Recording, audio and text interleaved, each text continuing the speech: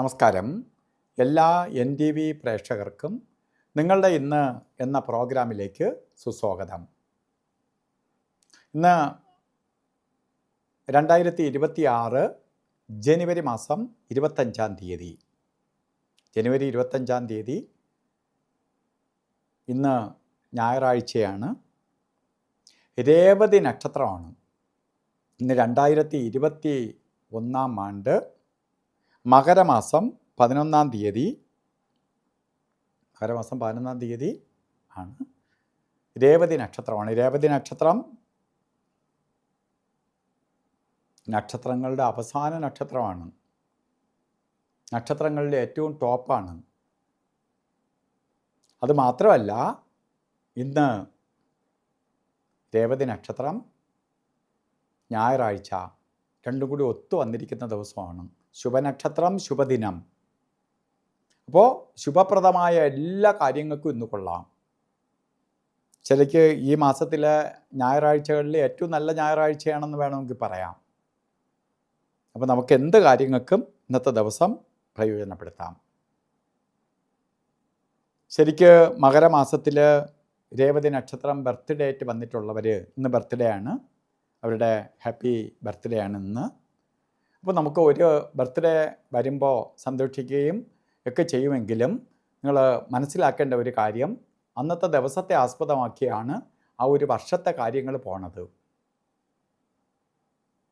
അതുകൊണ്ട് നമ്മൾ ആ ഒരു ദിവസം കൊണ്ട് ആഘോഷിക്കാൻ വേണ്ടിയിട്ടുള്ളതല്ല, ഒരു വർഷത്തെ ഫലത്തെയാണ് ചിന്തിക്കേണ്ടത്. നിങ്ങൾക്ക് ഈ ബർത്ത്ഡേ കുറച്ച് കഷ്ടതയിലൂടെ പൊയ്ക്കൊണ്ടിരുന്നെങ്കിൽ പോലും ഇനി അങ്ങോട്ട് കുറച്ചുകൂടെ സമാധാനവും സ്വസ്ഥതയും ലഭിക്കും, പ്രകാശം കിട്ടും. നമ്മൾ ചെയ്യുന്ന കാര്യങ്ങൾക്ക് പ്രകാശം വരിക എന്ന് പറഞ്ഞാൽ പ്രമോഷൻ കിട്ടും, അംഗീകാരങ്ങൾ കിട്ടും, സാമ്പത്തിക നേട്ടം ഉണ്ടാവും. ഇതിനെല്ലാം നമ്മൾ പ്രയത്നിക്കണം, ഇറങ്ങണം. എന്തൊക്കെ ഗ്രഹദോഷം ഉണ്ടെങ്കിലും നമ്മൾ ജനിച്ച ഇന്ന് വന്ന ബർത്ത്ഡേ ആയിട്ട് ബന്ധപ്പെട്ട് പുരോഗതിയെ പ്രദാനം ചെയ്തു തരും. നമ്മൾ ചെയ്യേണ്ട ഒരേ ഒരു കാര്യം, സൂര്യഭഗവാനെ എല്ലാ ദിവസവും പ്രാർത്ഥിച്ചോളുക, സൂര്യ നമസ്കാരം ചെയ്യുക. അതുപോലെ ഇവിടെ ജാതക പ്രകാരം നോക്കുമ്പോഴും ഇന്നത്തെ ദിവസത്തെ ഫലത്തെ ചിന്തിക്കുമ്പോഴും നമുക്ക് പ്രധാനമായിട്ട് നല്ലൊരു ദിവസത്തെ കിട്ടിയിരിക്കുന്ന ഗ്രഹങ്ങളും അനുകൂലപ്രദമാണ്. അപ്പോൾ ഓരോ കാര്യത്തിന് ഇറങ്ങുമ്പോഴും രാഹുകാലം നോക്കി യാത്ര തിരിക്കണം. രാഹുകാലം എല്ലാ ദിവസവും ഉണ്ട്.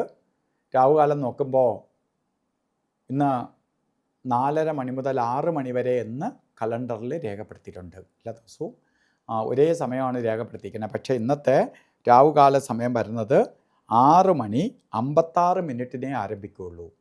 അപ്പോൾ 4 മണിക്ക് നമ്മൾ 4:30 ഇറങ്ങിയ രാഹുകാലം തുടങ്ങൂല. 4:56 തുടങ്ങുകയുള്ളൂ. 6 മണി വരെയല്ല, 6:23 വരെ രാഹുകാലമുണ്ട്. 6 മണിക്ക് രാഹുകാലം തീർന്നു എന്ന് പറഞ്ഞ് ഇറങ്ങുകയാണെങ്കിൽ രാഹുകാലത്തായി പോകും. അതുകൊണ്ട് നമ്മൾ പോകുന്ന കാര്യങ്ങൾ അത്ര സ്മൂത്ത് ആവാൻ വേണ്ടി രാഹുകാലത്തെ അവോയ്ഡ് ചെയ്യുക. അതുപോലെ ഗുളികകാല സമയവും യമകണ്ഠ കാല സമയവും എല്ലാ ദിവസവും ഉണ്ട്. അവർക്ക് പ്രപഞ്ചം അനുവദിച്ചു കൊടുത്തിരിക്കുന്ന സമയമാണത്. ആ സമയത്തിൽ നമ്മൾ കൈവയ്ക്കാതിരിക്കുക. അത് അവരുടെ കൺട്രോളിലുള്ള സമയമാണ്. അതായത് ഗുളികന് കൊടുത്തിരിക്കുന്ന സമയം 3:30 തൊട്ട് 4:56 വരെ. അതുപോലെ യമകണ്ഠന് കൊടുത്തിരിക്കുന്ന സമയം 12:37 തൊട്ട് 2:03 വരെ. ഈ സമയത്തിൽ കൊണ്ട് കൈവയ്ക്കാതിരിക്കുക. കൈവച്ചാൽ കൈ പൊള്ളും.